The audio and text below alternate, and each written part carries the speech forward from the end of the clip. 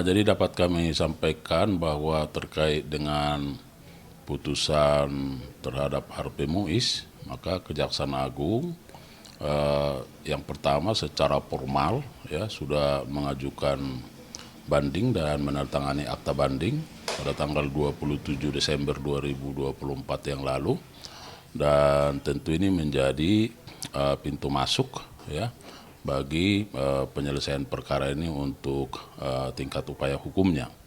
Nah, secara substansi maka pada saat ini jaksa penuntut umum sedang melakukan kajian dan penyusunan terhadap memori banding yang kita harapkan tentu ini akan bisa segera selesai dan segera akan diserahkan ke pengadilan ya untuk menjadi bahan pemeriksaan di tingkat banding. Nah, jadi terhadap putusan itu karena memang banyak berbagai harapan dari masyarakat bahwa sesungguhnya penuntut umum sebenarnya sudah melakukan penuntutan yang begitu tinggi ya, tetapi karena majelis hakim memiliki pandangan yang berbeda, maka putusannya masih dirasa belum memiliki keadilan hukum dan keadilan masyarakat, sehingga kita melakukan upaya hukum, yaitu upaya hukum banding. Ya, berarti alasan dari mengajukan banding ini apakah karena ada dorongan dari masyarakat kemarin atau karena pidato dari Pak Presiden? Nah, sebenarnya kita mengajukan banding itu karena kita juga punya standar, ya.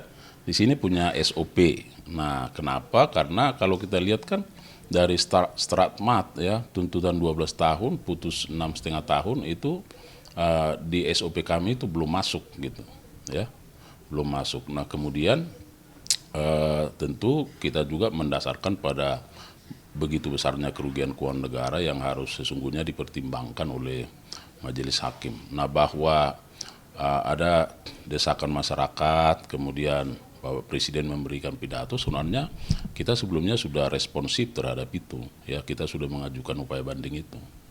Mungkin untuk proses bandingnya ini apakah sudah diterima atau seperti apa dan langkah berikutnya seperti apa, Pak? Nah, itu yang saya sampaikan secara formal bahwa jaksa penuntut umum setelah menyatakan banding, kemudian menandatangani akta banding, maka ini sudah diterima oleh pengadilan bahwa kami mengajukan upaya hukum menurut hukum acara, karena itu haknya dari penuntut umum. Nah, oleh karenanya tahapan stepping berikut adalah tentu kami akan menyusun memori banding dan menyerahkan ini ke pengadilan, dan nantinya sebelum itu diserahkan ke pengadilan tinggi ada waktu juga untuk membaca berkas perkara ya, meneliti apakah kelengkapannya sudah sempurna, baru ini akan diperiksa oleh pengadilan tinggi. Dan mungkin itu prosesnya kurang lebih akan memakan waktu berapa lama, Pak? Nah, memang kalau di KUHAP tidak ada batasan waktu ya, tapi karena yang bersangkutan kan dikenakan penahanan kan, jadi saya kira hakim juga akan berpedoman kepada timeline dari penahanan itu supaya bisa sinkron ya. Ada batas waktunya, Pak, mungkin berapa lama? Kalau penahanan itu kan ada 30 hari tambah 30 hari gitu yang di kewenangannya pengadilan kan. Nah, mungkin itu nanti akan digunakan. Nah, kita harapkan secepatnya, dan kami akan secepatnya juga menyerahkan memori bandingnya supaya pengadilan tinggi juga cepat melakukan pemeriksaan, karena ini masih bagian dari judek paksi kan. Nah, kalau misalnya kita harapkan tidak sampai lebih dari masa penahanan itu sudah pengadilan tinggi bisa memutuskan, saya kira itu menjadi satu langkah tepat. Untuk tanggal pastinya perkiraannya kapan sih, Pak? Kalau itu yang belum bisa kita pastikan terkait tanggalnya, karena kalau kita lihat tahapannya kan,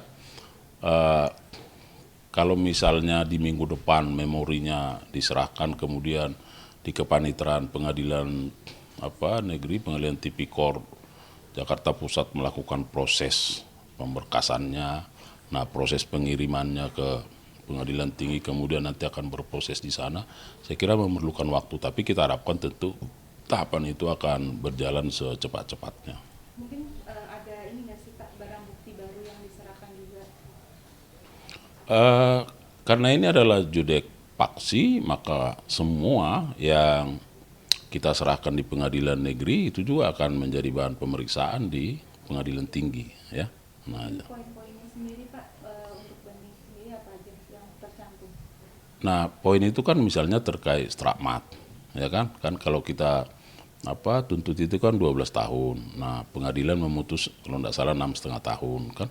Maka di situ dia nanti dikaitkan dengan besarnya kerugian keuangan negara, kemudian hukum ini kan bertujuan ada kepastian, ada keadilan, ada kemanfaatan. Nah, kita melihat bahwa putusan ini masih belum mempertimbangkan sisi-sisi keadilan hukum, sisi keadilan masyarakat, dan supaya bermanfaat, karena dari sisi kerugiannya kan masih cukup besar. Jadi artinya seharusnya majelis hakim itu mempertimbangkan hal-hal itu dan seharusnya memutus seperti apa yang dituntut oleh jaksa penuntut umum.